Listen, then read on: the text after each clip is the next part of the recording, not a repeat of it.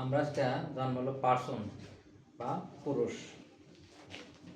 কোনো সেন্টেন্সে ভিন্ন ভিন্ন সেন্টেন্স ও ভিন্ন ভিন্ন ভার্ব এর বিভিন্ন সাবজেক্ট বা কর্তাকে বলা হয় পার্সন। কোনো সেন্টেন্স ও ভার্বের ভিন্ন ভিন্ন সাবজেক্ট বা কর্তাকে বলা হয় কি পার্সন বা পুরুষ। আমরা জানি পার্সন হলো তিন প্রকার: first person, second person, third person. First person হলো যে কথা বলে, যে কথা বলে তাকে বলা হয় ফার্স্ট পার্সন। যেমন আমি, আমরা, ঠিক আছে, এগুলো মানে আই, উই, আস, মানে যে কথা বলে সে হলো ফার্স্ট পার্সন।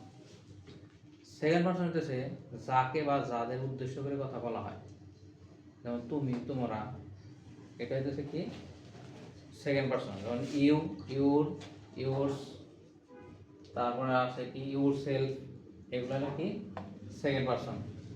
আর থার্ড পার্সন হলো ফার্স্ট পার্সন ও সেকেন্ড পার্সন বাদে, মানে আমি, তুমি, এই দুইটা জিনিস বাদ। আমিও নাই, তুমিও নাই, তাহলে আমি তুমি বাদ দেওয়া যে থাকবো সেগুলো কি থার্ড পার্সন। আমি তুমি বাদে কোনো ব্যক্তি, বস্তু বা প্রাণী যে যাই আছে এগুলো হলো কি থার্ড পার্সন। যেমন আমি তুমি বাদ দিলে হয়, যেমন আমি কি আই, বা তুমি কি ইউ, বা ফার্স্ট পার্সন আর কি আছে উই আছে, আস আছে, ঠিক আছে, মাইন আছে, মাইন মানে আমার।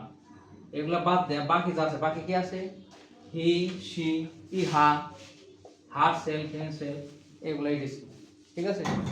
এগুলো হইতেছে কি থার্ড পারসন সিঙ্গুলার নাম্বার। মনে থাকবো।